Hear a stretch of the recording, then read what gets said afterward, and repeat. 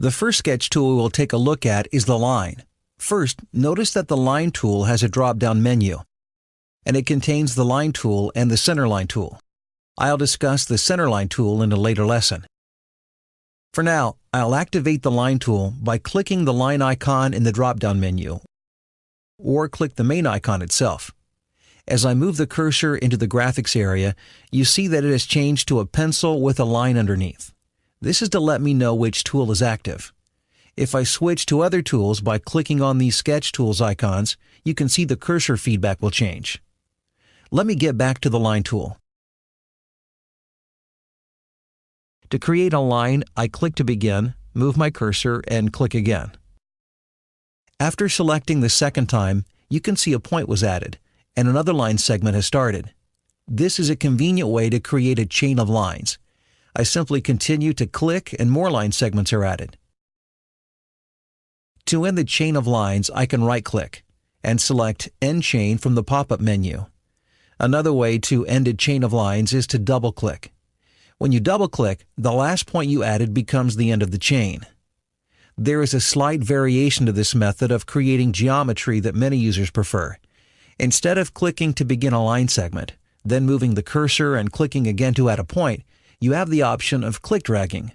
I'll click and keep the mouse button pressed. Then I'll drag to the location where I want the line segment to end and release the button. The difference, as you can see, is that no chain of lines is created, just one segment.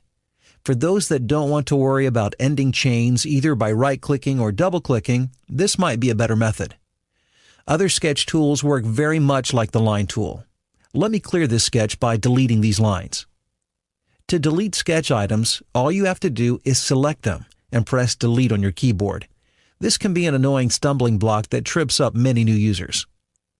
To select something in SOLIDWORKS, you click on it. However, because I still have the line tool activated, when I click on these lines, I end up beginning a new line. Typically, a new user will notice this, and to try to avoid this new line, they'll bring their cursor back to the beginning very carefully, hoping that SOLIDWORKS will forget all about the new line. The problem with this is that you end up with these little tiny specks of lines that can cause nightmares down the road. To avoid all this trouble, just remember to turn off whatever sketch tool you might have on before you try to select things. Turning a sketch tool off is easy. Either click again on the active tool or click on the select icon, the icon with the picture of the arrow pointer.